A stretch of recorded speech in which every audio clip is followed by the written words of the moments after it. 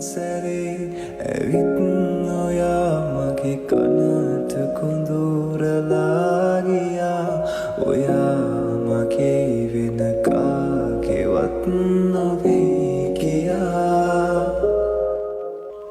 සිතින් අනේ පතන්නේ මායත් මගේම වෙන්න කියා ඔයා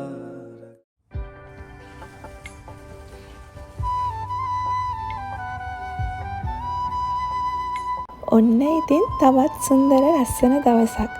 අද අපි තුන්දෙනාම ගෙදර ඉන්න දවස.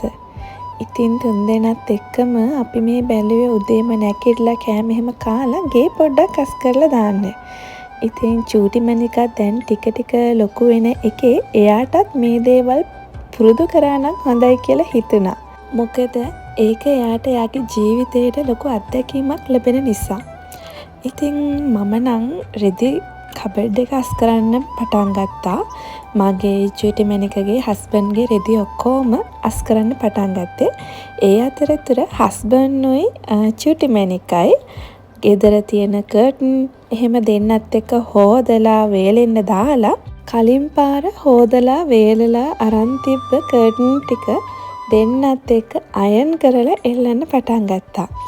ඉතින් හස්බන්ඩ් ඒ වැඩේ කරන අතරතුර මට අඬ ගැහුවා මේකේ රැලි ටික හදාගන්න අමාරුයි කියලා. දෙන්නත් එක්ක එකතු වෙලා රැලි ටික හදමුද කියලා. ඉතින් හස්බන්ඩ් එක්ක කර්ටන් එකේ රැලි ටික හදලා එයා එක අයන් කරන්න පටන් ගත්තා. ඉතින් මම නම් ආයෙ කර කර හිටපු වැඩේ කරන්න පටන් ගත්තා. ඔයාලා මේ විදිහට ගෙදර ඉන්න දවසට මොනවද කරන්නේ? මේ වගේ දෙන්නත් එක්ක එකතු වෙලා නැහැ. චූටි පැටවෝ ඉන්නවනම් චූටි පැටවුනුත් එක්ක එකතු වෙලා මේ විදිහට ගෙවල් අස්පස් කරනවද උයනවා කරනවද? අපි තුන්දෙනා නම් ගොඩාක් වෙලාවට එකට එකතු වෙලා තමයි මේ වැඩ ටික කරන්නේ. ගේ අස් කර කර ඉන්නකොට මට මතක් වුණා එකපාරටම තුන්දෙනාම නාන්න නේද හිටියේ කියලා. ඉතින් තුන්දෙනාම ඔළුවට ඔයිල් දාලා ඔළුව මසාජ් කරලා ටික වෙලාවක් ඉන්න ඕනේනේ.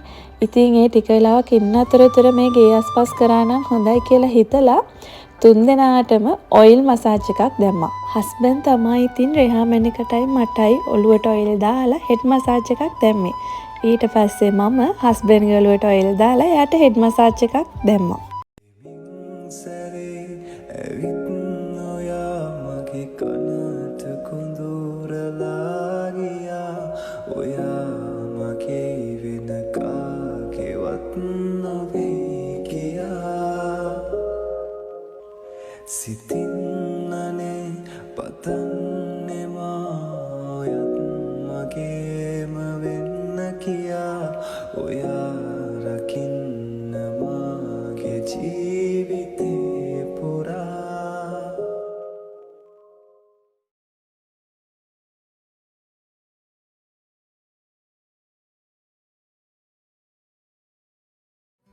ගේ අස් කර කර ඉන්නකොට චූටි මණිකට නිදි මතක් ඇවිල්ලා මමා නෙමුයි කියා හිටියා. ඉතින් දැන් එයාගේ ඔළුවට ඔයිල් දාලා තිබුණ නිසා අනිවාර්යයෙන්ම නාවන්න ඕනේ. ඉතින් ඉක්මනට එයාව නායවුවා. ඉතින් නාවනකොට එයාට නිදිමත වැඩි වෙලා එයා අඬන්න පටන් ගත්තා. කොහොම හරි එයාව නාවලා නිදි කරවලා එයා ඒ පෑ දෙකකින් විතර පස්සේ ඇහැරෙනකොටත් හස්බන්ඩ්යි මමයි ගේ අස් කරනවා. ඉතින් එයා නැගිට්ටේ බඩගිනි වෙලා. ඉතින් අපි එයාට කෑම කන්න දීලා අපි දෙන්න ඉතුරු වැඩ ටිකත් කරලා වොෂ් දාලා දැන් මේ ආවේ එළියට අපිට ලබන සතියට අවශ්‍ය කරන බඩ ටික ගන්න. ඉතින් අපි මුලින්ම ආවේ මාළු කඩේකට. මෙතන අපි අපිට අවශ්‍ය කරන මාළු එහෙම ගත්තා. ඒ අතරතුර වෙනදට වඩා ගාණ ගොඩක් අඩුවෙන් අපිට හම්බුණා උමිබුදෝ. උමිබුදෝ කියන්නේ මුහුදු මිදිවරට. මම ඔයාලට පස්සේ පෙන්නන්නම්කෝ මේ දේ කියන එක. හරිම රස කෑම එකක් තමයි ඒක. ඉතින් අපි අපේ බඩු ටික අරගෙන ගෙදර ඇවිත් තුන්දෙනාත් එක්ක ටිකක් වෙලා බැල්කනි එකට වෙලා හිටියා. බිම ඉඳගෙන තමයි හිටියේ. මොකද අද වෙදර් එක හරිම ෂෝක් වෙදර් එකක් තියෙන්නේ. අර සීතලත් නැති රස්නෙත් නැති එහෙම දේශගුණයක් තියෙන්නේ. ඉතින් තුන්දෙනාත් එක්ක ඒ විදිහට එළියට වෙලා ටිකක් වෙලා ඉඳලා අපි එනකොට චූටි මණිකට කෑම කඩෙන් අරගෙන ආවේ. ඉතින් එයා ආසම කරේ බත් එකක් තමයි ගෙනාවේ. එයාට ඒක නිවෙන්න කලින් උණුනෙම කන්න දුන්නා.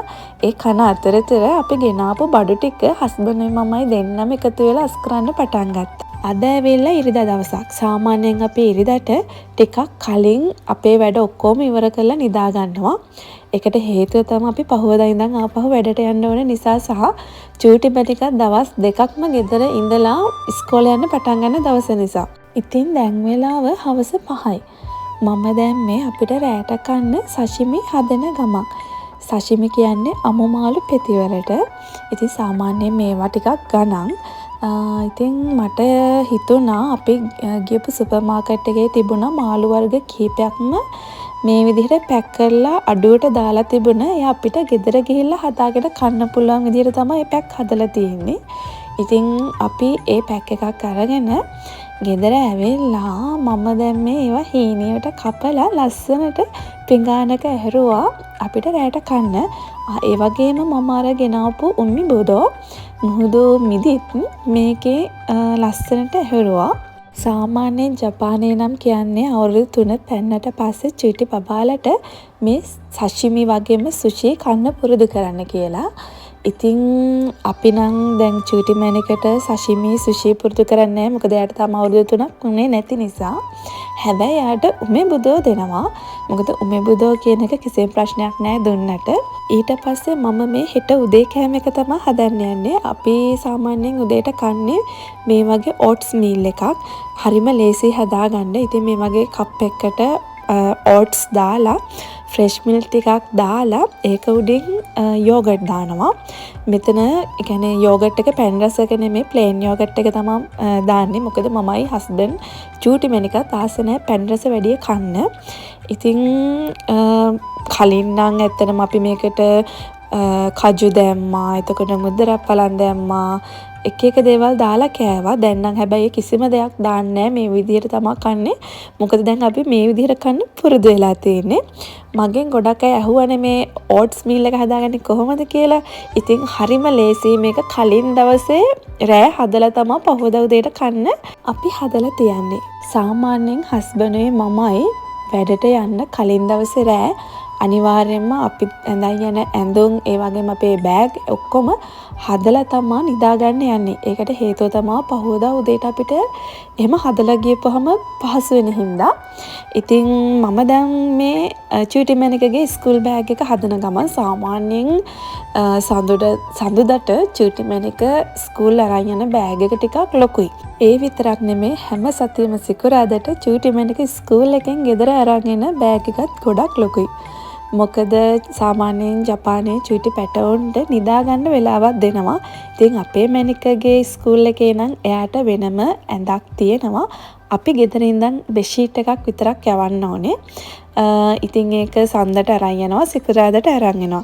ඒ වගේම මැනිකගේ ස්කූල් එකේදී පාවිච්චි කරන සපත්තු, කැප් එක, එතකොට ස්කූල් එකේ අපි තියලා තියෙනවා ඇඳුම් ඩොඩ දෙකක්. ඒ ඇඳුම් පාවිච්චි කරලා තියෙනවා නම් අනිවාර්යයෙන්ම පාවිච්චි කරවපුවාම ඒවා ඒ අදාළ දවසට එවනවා.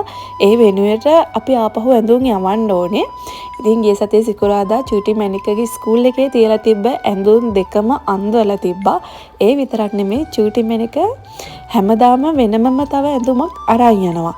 ඒ ඇඳුමත් අන්දවලා තිබ්බා. එයා සෙල්ලම් කරනකොට ටිකක් ජරා වෙලා තිබිලා නිසා හොදන්න එවලා තිබ්බා. ඉතින් ඒ ඇඳුම් ඔක්කොම අපි ආපහු යවන්න ඕනේ. ඉතින් මේ දේවල්නොත් ලෑස්ති කරලා අපේ ඇඳුම්නොත් ලෑස්ති කරලා අපි වැඩට අරන් යන ඇඳුම්නොත් ලෑස්ති කරලා දැන් මේ අපිට බලන්න අමතක වුණ දෙයක් තමයි මේ බලන්නේ. මේ අවුරුද්දේ අලුත් වාරයේ පටන් ගත්තේ අප්‍රේල් 1 වෙනිදා. ඉතින් පරණ අවුරුද්ද අවසන් වුණේ මාර්තු 31 වෙනිදායින්. ඉතින් මාර්තු 31 අපි චූටි මැනිකගේ අතේ එවලා තිබුණා චූටි මැනික ස්කූල් එකේ කරපු නිර්මාණ. ඉතින් සමහර දේවල් අපිට ගෙදර එවනවා. සමහර නිර්මාණ තියෙනවා ස්කූල් එකේ අර ලස්සනට සරසලා තියන්න තියලා තිබ්බ දේවල්. ඉතින් මේ බලන්නකො ලස්සන බෑග් එකක දාලා තමයි අපිට මේ දේවල් එවලා තිබ්බේ. බලන්න මේ චූටි මැනික හදලා තියෙන හැම නිර්මාණයක්ම අපි හරි ආසාවෙන් ආදරෙන් අරන් තියාගෙන ඉන්නවා. කවදා හරි දවසක එයා ලොකු වෙන දවසක එයාට බලන්න දෙන්න. මොකද එයාත් ගොඩක් ආසාව හිතේ ආසාව වෙයි. එයා චූටි කාලේ කරපු නිර්මාණ මේවා නේද කියන එක.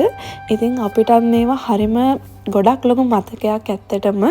මේ ගොඩක් නිර්මාණවල චූටි මැණිකගේ අත් කකුල් එහෙම පාවිච්චි කරලා ඒ වගේ සායම් ගාලා මේ වගේ තියලා එහෙම හදපු නිර්මාණ තමයි දැක්කේ. ඒ වගේම තමයි ජපානයේ එක එක කාලයට එක එක මාසෙන් මාසෙට ඒ මාසෙට විශේෂ වූ දේවල් සිහි කරන්න ඒ දේවල් චුටි බබාලට කියලා දෙන ගමන් තමයි මේ නිර්මාණ කරලා තියෙන්නේ.